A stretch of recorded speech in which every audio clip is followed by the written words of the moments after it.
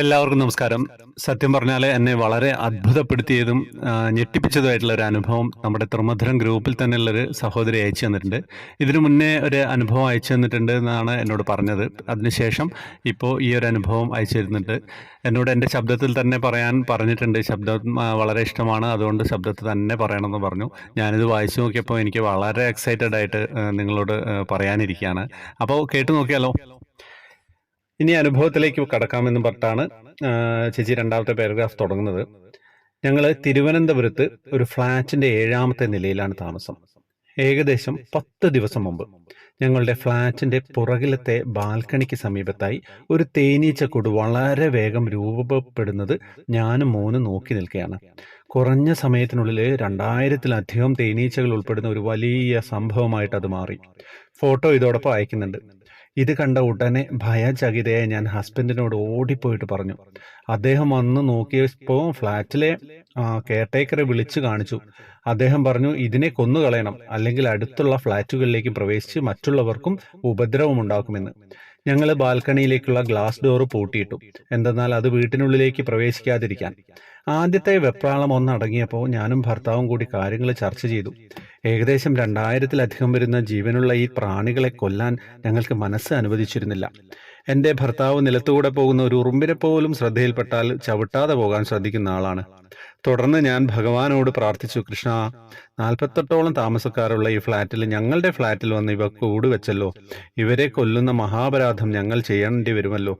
അങ്ങ് എങ്ങനെയും നാളെ തന്നെ ഉണരുമ്പോൾ ഇവരെ ഇവിടെ നിന്നൊന്ന് ഓടിച്ചു തരണേ എന്ന് പ്രാർത്ഥിച്ചു. ഉറങ്ങാൻ കിടന്നു.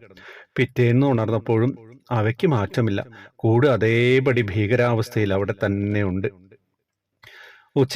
ഉച്ചയോടടുത്ത സമയത്ത് കെയർടേക്കർ വിളിക്കുന്നു. തേനീച്ചയെ കൊല്ലാൻ ആളെ ഏർപ്പാടാക്കി 2000 രൂപ കൊടുക്കണം. വൈകിട്ട് ആള് വരുമെന്ന് പറഞ്ഞു. ഏട്ടൻ കെയർടേക്കറോട് ചോദിച്ചു, ഇത് എങ്ങനെ ചെയ്യാനാണ് പ്ലാൻ എന്ന് ചോദിച്ചു. അപ്പോൾ പറഞ്ഞു, ഒരു സ്പ്രേ ഉപയോഗിച്ച് അതിനെ കൊന്നുകളയുമെന്ന്. ഏട്ടൻ ചോദിച്ചു, നമുക്ക് വെള്ളം ശക്തിയായി സ്പ്രേ ചെയ്തിട്ടോ അല്ലെങ്കിൽ പുകച്ചിട്ടോ ഓടിച്ചാൽ പോരെ? അങ്ങനെയാണെങ്കിൽ അവയെ കൊല്ലാതിരിക്കാൻ പറ്റില്ലേ എന്ന് ചോദിച്ചു. അപ്പം അവർ കെയർടേക്കർ പറഞ്ഞു, അങ്ങനെ ചെയ്യുമ്പോൾ ഇതെല്ലാം കൂടി ഇളകിയിട്ട് അടുത്തുള്ള ഫ്ലാറ്റുകളിലേക്ക് പോയിട്ട് അവിടെയൊക്കെ പ്രശ്നം ഉണ്ടാവും. അപ്പോൾ അങ്ങനെ ചെയ്യാൻ പറ്റില്ല എന്ന് പറഞ്ഞു.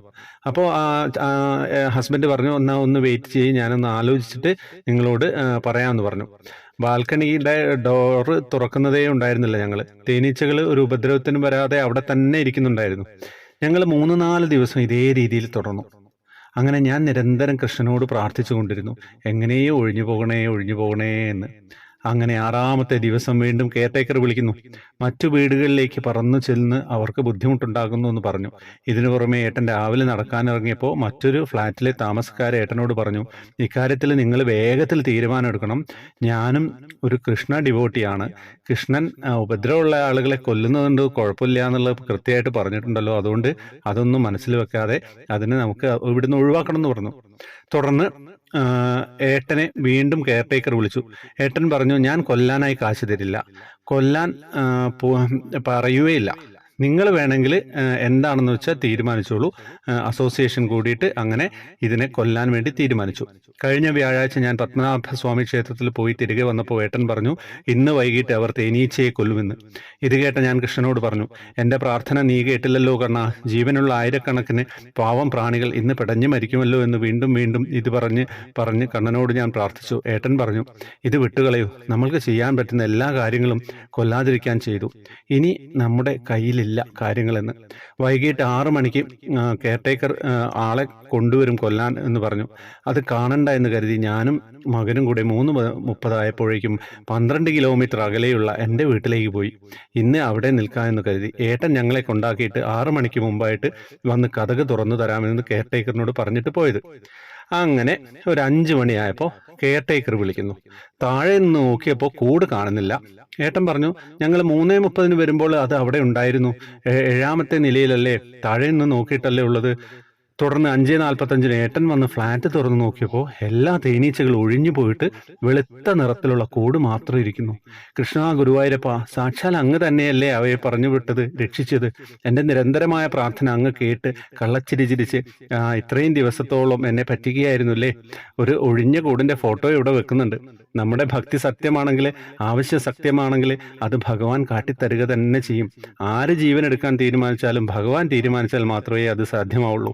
10 ദിവസം ഇവിടെ തുറന്നിട്ട് അവയെ കൊല്ലാൻ തീരുമാനിച്ചതിൻ്റെ 1 മണിക്കൂർ മുമ്പ് അവ കൂട് വിട്ടു പോകാൻ തോന്നിപ്പിച്ചത് ഭഗവാനല്ലാതെ മറ്റാരാണ്? ഞങ്ങളുടെ മനസ്സിനെ കൃഷ്ണനല്ലാതെ മറ്റാർക്കും അറിയാൻ കഴിഞ്ഞില്ല എന്നുള്ളത് ആണ് ഇവിടെ പറയാനുള്ളത്. സത്യം പറഞ്ഞു കഴിഞ്ഞാൽ ചെറിയ അക്ഷരത്തിലായിരുന്നു, അതുകൊണ്ട് വായിക്കുമ്പോൾ ഒന്ന് തപ്പിപ്പോയത്. പക്ഷേ അനുഭവം നിങ്ങൾ കേട്ടില്ലേ? എന്താണ് പറയേണ്ടതില്ലേ? അത്രയും ദിവസം ഇവരെ ഒന്ന് പരീക്ഷിച്ചു. പക്ഷേ ആ ഒരു നിമിഷം, ആ വൈകുന്നേരം ആയപ്പോൾ ഇവരെങ്ങോട്ടാണ് പോയത്? ഭഗവാൻ അങ്ങനെ സൂര്യനെ മറച്ച് ജയദ്രഥനെ കൊല്ലാൻ വേണ്ടിയിട്ട് അർജുനെ സഹായിച്ച ഭഗവാൻ ഇതൊക്കെ ഒരു ബുദ്ധിമുട്ടാണോ? ഒരു ബുദ്ധിമുട്ടില്ല. അപ്പോൾ ഇത്തരം അനുഭവങ്ങളാണ് തൃമധുരത്തിൽ വരുന്നത്.